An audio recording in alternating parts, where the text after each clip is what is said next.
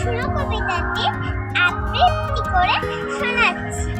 মাগো, আমার ছুটি দেবার সকাল থেকে পড়েছি যে মেলা। এখন আমি তোমার ঘরে বসে করবো শুধু পড়া পড়া খেলা। তুমি বলছো দুপুরে তবে না হয় যেন সত্যি হলো কাল।